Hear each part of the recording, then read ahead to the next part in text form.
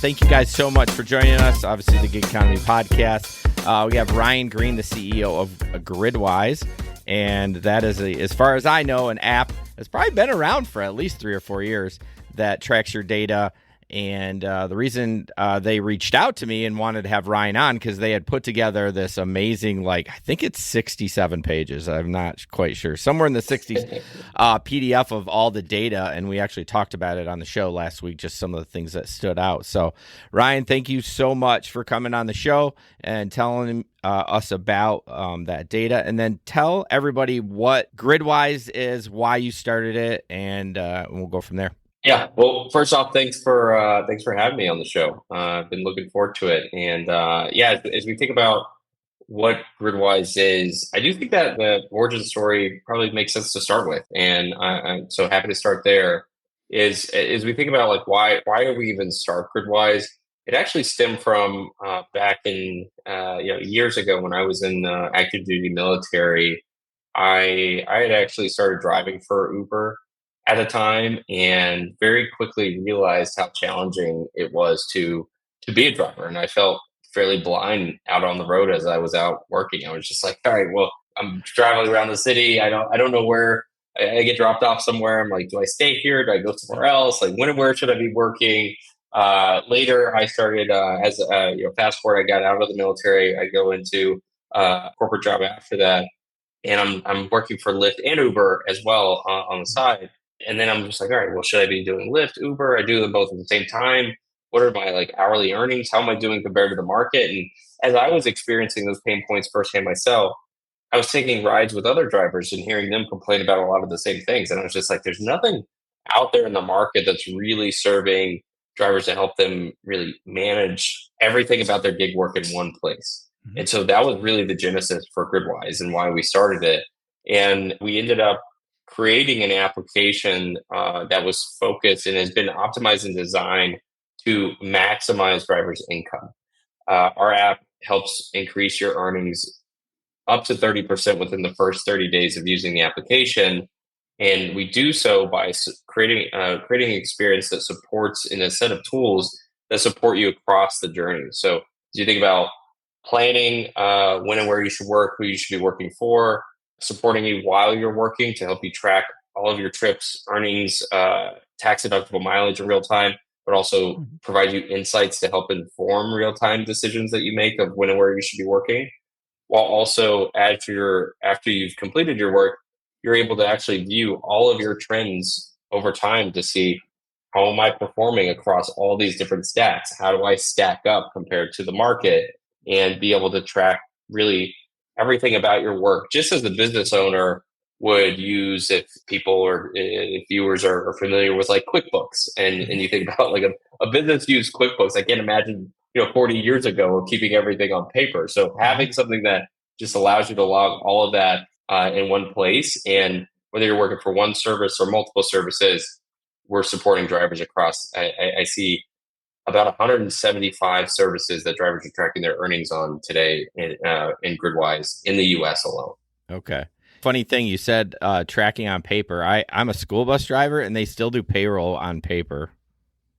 That's how backwards that school is. Oh my gosh, we gotta start thinking about that segment. Oh my god, and that's in Michigan. You would think it back here in Kentucky, where I'm at. You'd think we'd be doing backward stuff like that, but not in Michigan. Come on, yeah, they don't have any money for that, so no.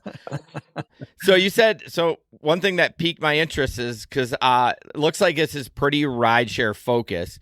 But you can track as many earnings apps as you want. I do a lot of Spark Walmart delivery. Would I be able to track my stuff on that?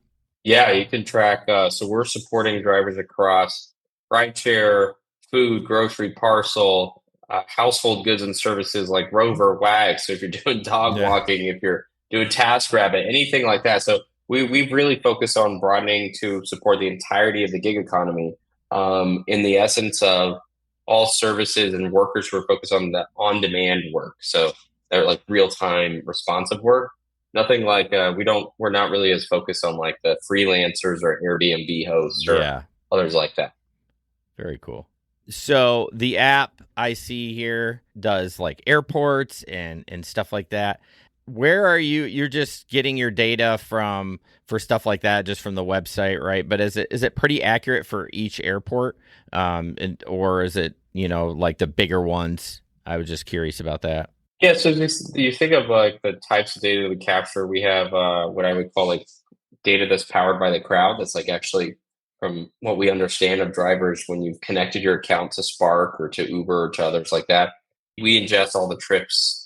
We help pull in we pull in all of your trips, all of your earnings as you're out working, and so we're able to kind of see that across the entire market, build insights off of that to help you understand what different demand patterns look like, what neighborhoods have the best places for the highest amount of tips in the morning for Uber, like different things like that. If you look at the airport specifically, we have different partnerships with different companies, and so on the airport one, we have a partnership there that allows us to gain real time access to flights, and we're able to see kind of what that passenger demand looks like at any given time in real time. So what you'll get, there's two different versions of what you can see in the passenger graphs here. If you're a basic user in Gridwise, which is the free version of the app, you'll see kind of a 4-hour window of flights that has a much longer lag in terms of it's not fully real time. So you're seeing kind of like scheduled flights. If you're a Gridwise Plus user, you will see real time flights as they're happening, delays as they're happening. You'll get alerts on delays, on passenger peaks of arrivals, departures. You can even set your preferences for how you want those alerts to take place. So it goes above and beyond what you'll see in, let's say, like an Uber or a Lyft that kind of give you some general high level information of the flight trends. So. Okay. So yeah, you mentioned you have the free version and then you have the plus version. Could you kind of go over, what you gain when you do go to the plus version and what what you pay for that for on a monthly or yearly basis? Yeah, of course. So Gridwise Plus is as the premium version of our application is $9.99 a month and $71.99 a year.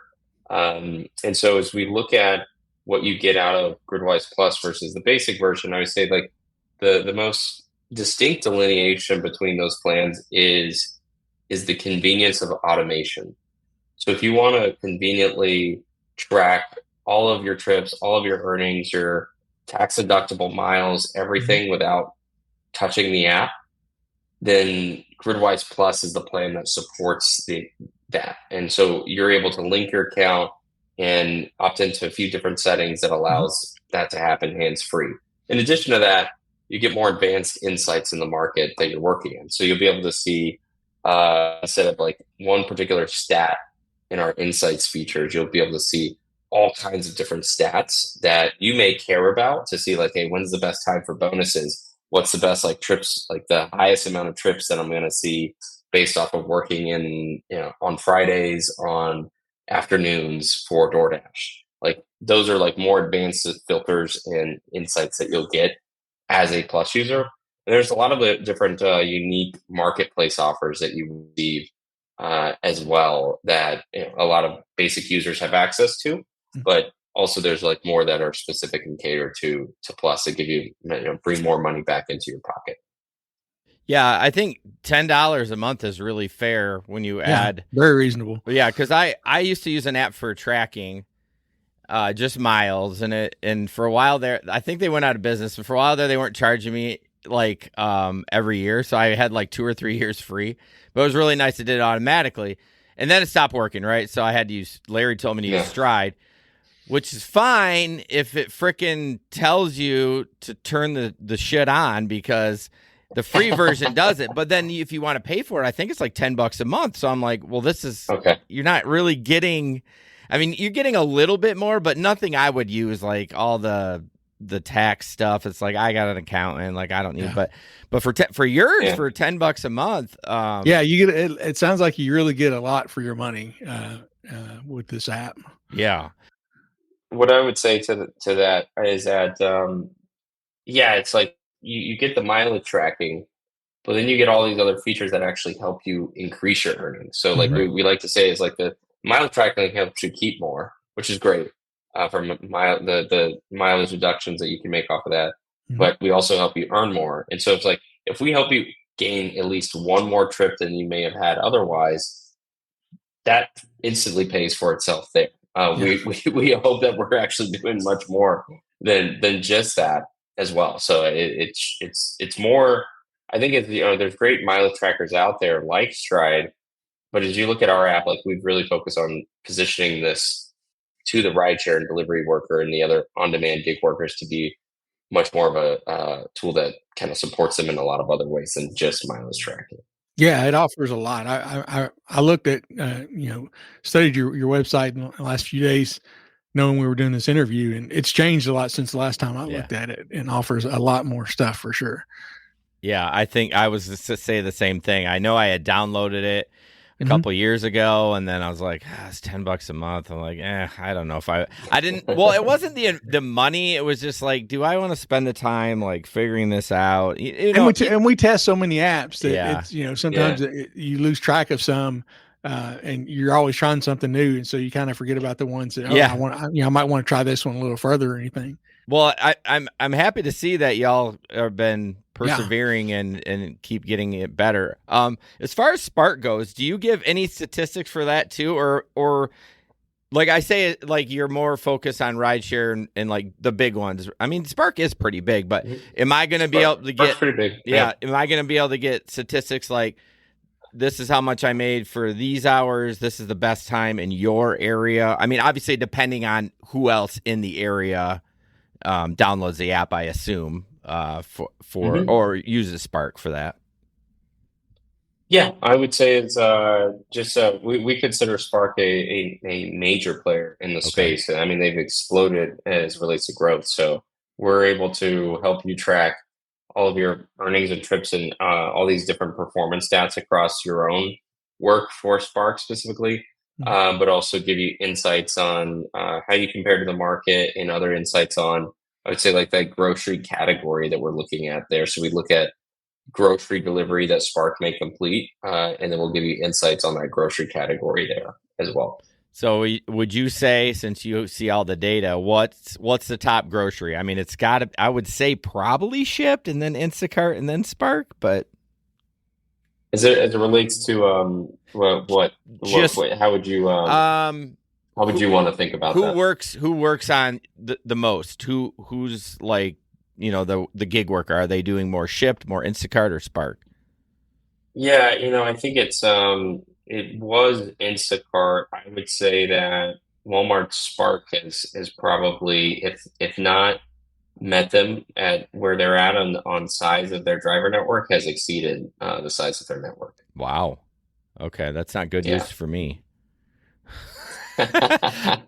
Well, it's but if you think about Walmart, like, the advantage that they have is that they have so many locations in a lot of rural areas that companies like Instacart and Shipt, particularly Instacart, maybe haven't focused on or built as much density in. Yeah. And so they've been able to, and they have so many locations of their Walmart stores, so they just have this advantage where they don't have to worry about going and partnering with every individual grocery chain or retail store, because that's what they are. Yeah. So it's allowed them to, I think, just build a competitive advantage and moat around that, and invest a lot more aggressively on the driver side. And you have the arsenal of Walmart's resources to help you do that. So a lot working in their favor. Yeah. Well, one nice thing is there's no middleman, right? So, with Instacart, like you said, they got to make a deal with, Meijer or Kroger, so they pay. So Instacart pays like shit. You know what I mean? Like, unless you are really good at it and you do Costco runs, but like Walmart is decently. I mean, I saw in your statistic, I think the average per hour is like 21, 22, and Instacart was $12. You know what I mean? And it's just like, and maybe that's why they don't have to cut a deal with, Target or whatever.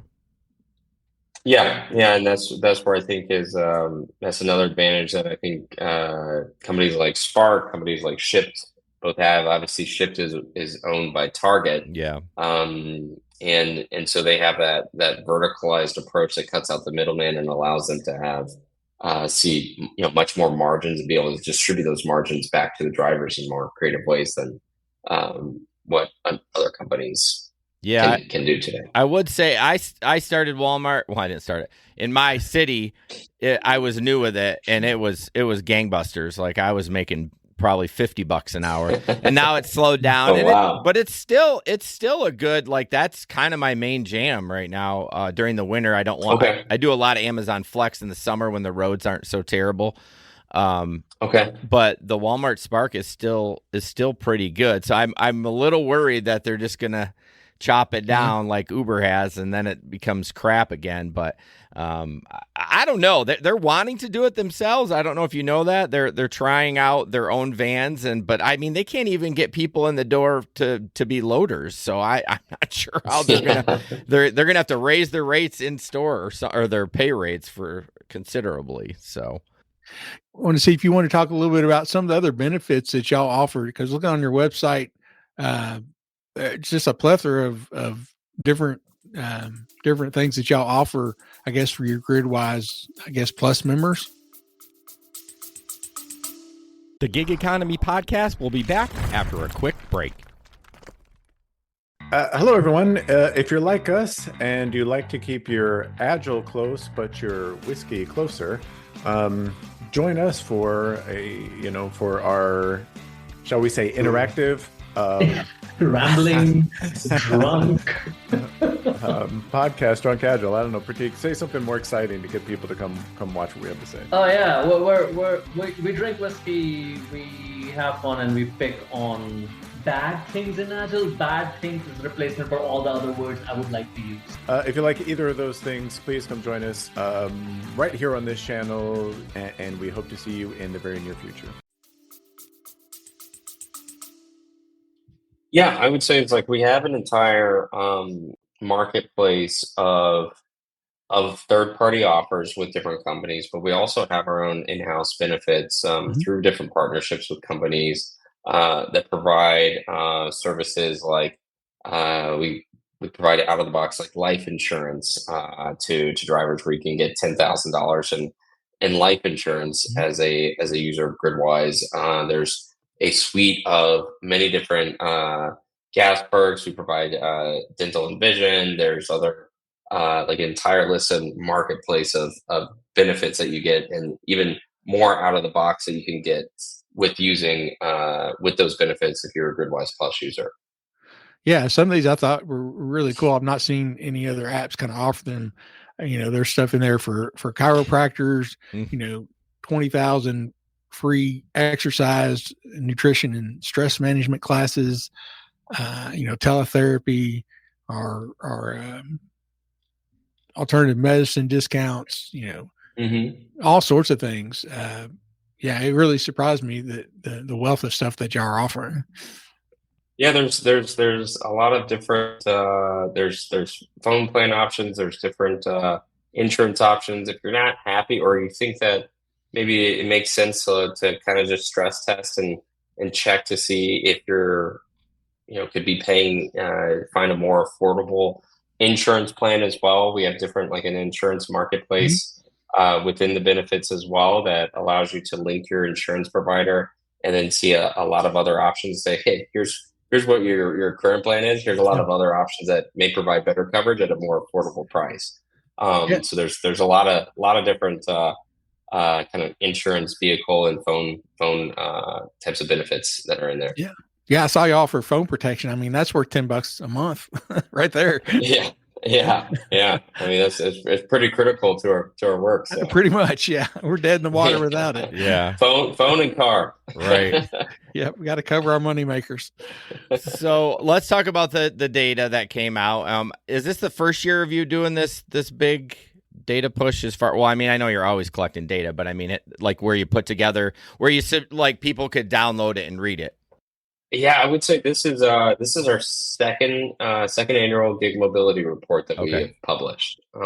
So I would say we've gone above and beyond this year relative to last year. I mean, last year's report was a great starting point. We got our feet wet off of this report. Got a lot of buzz out of it.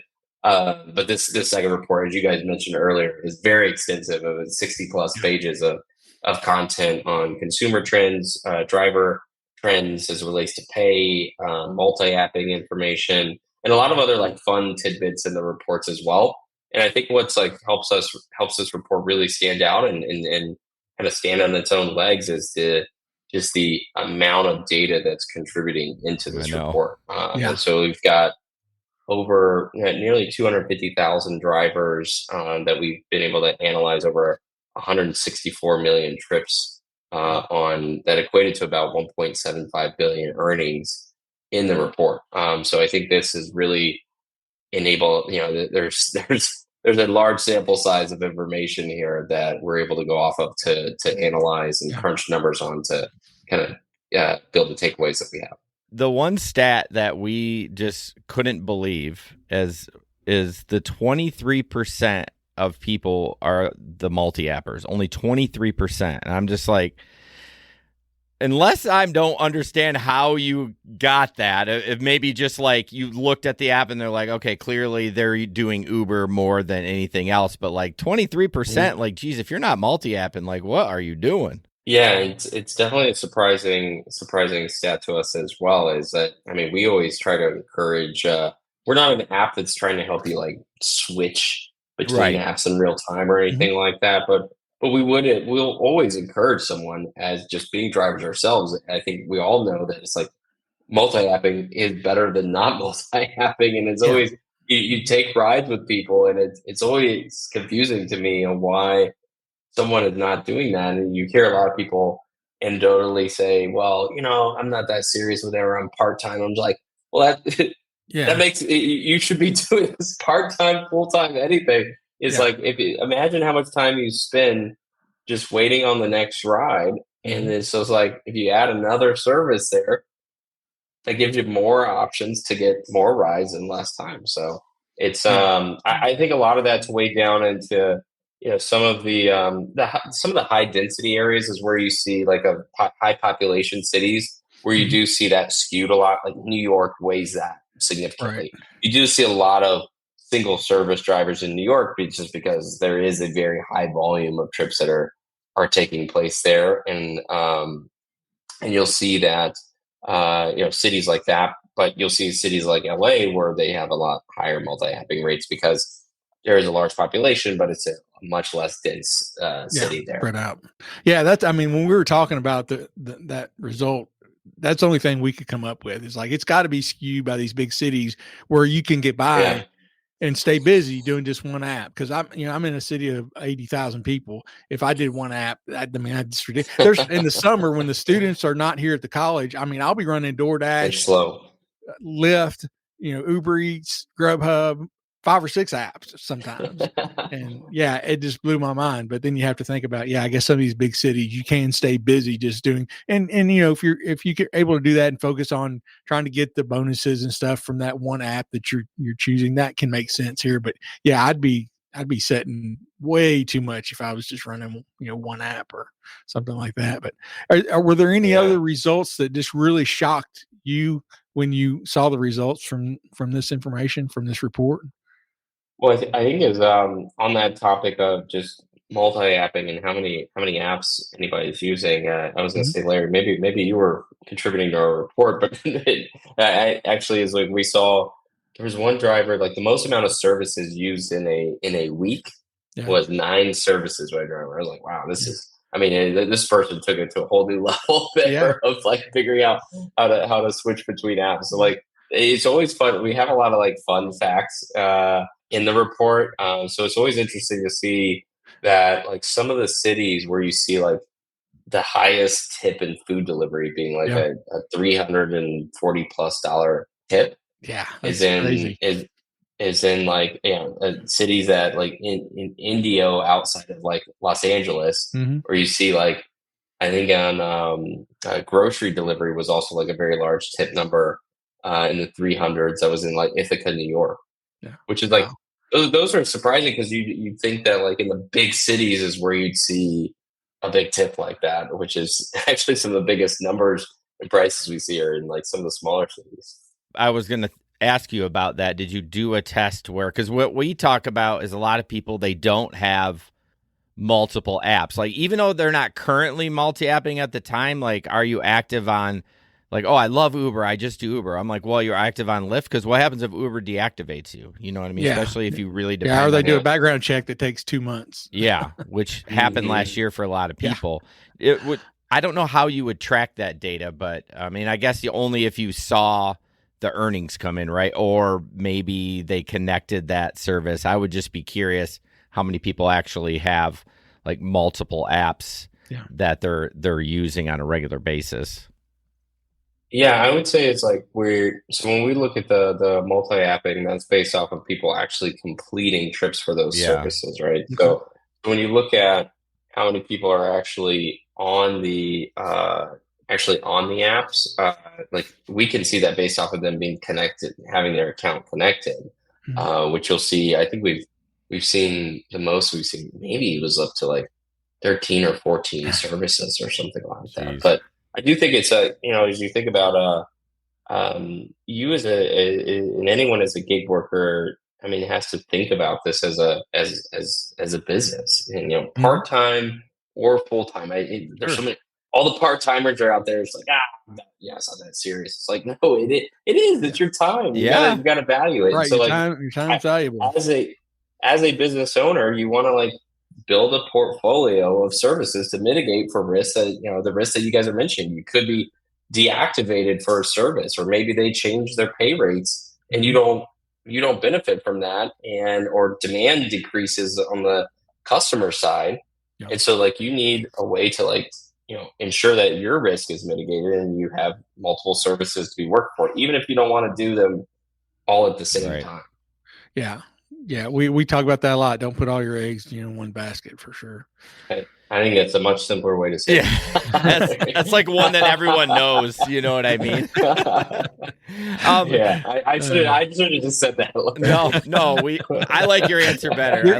Your answer was much better. It sounded much better, for sure. I just got to dumb it down for me. Yeah.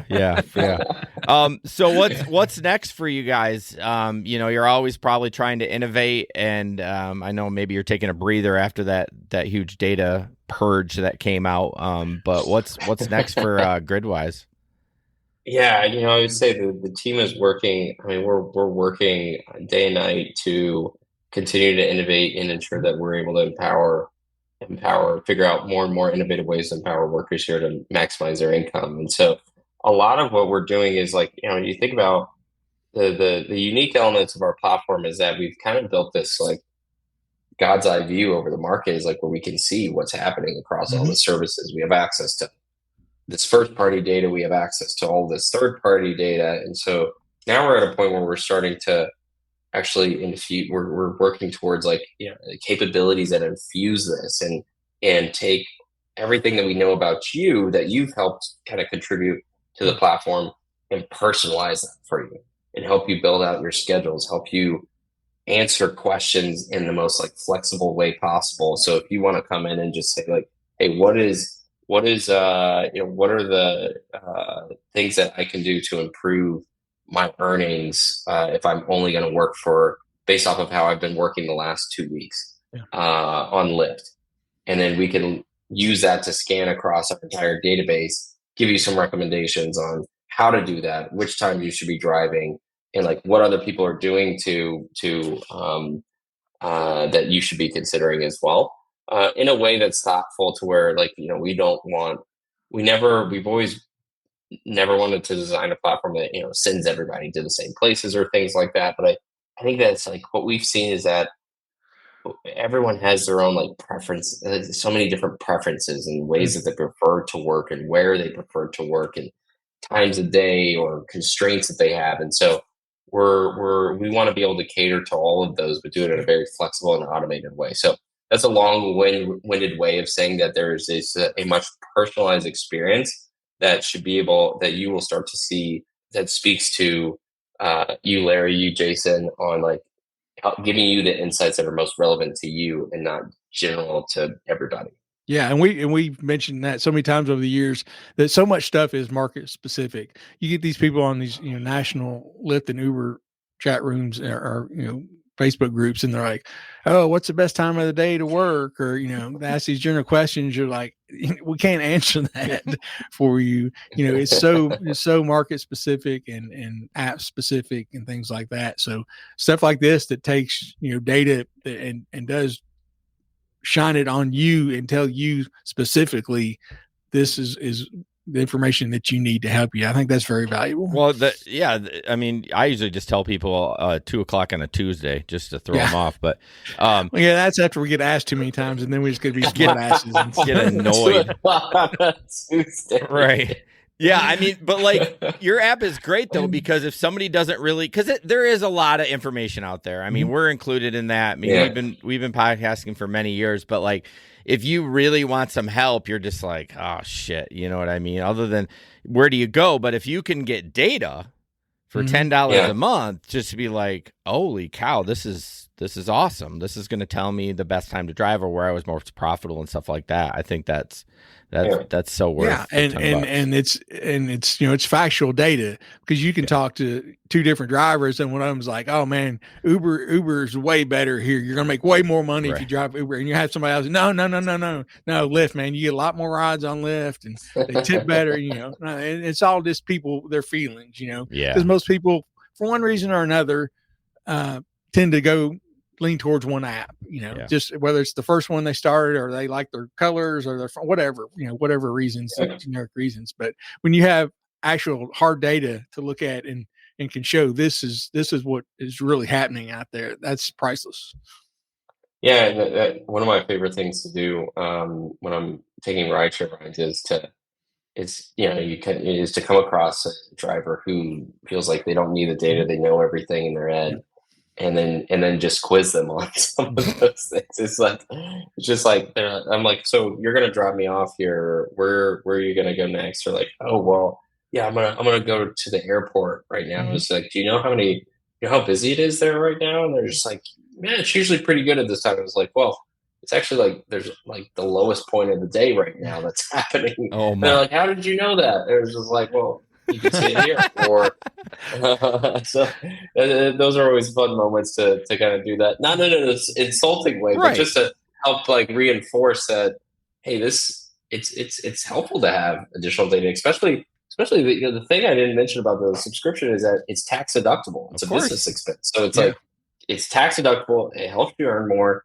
You keep more from tax tracking your mileage as well. It's just like you do the math there. It pays for itself very quickly. So it can't hurt to have an extra companion with you to just help in any way possible.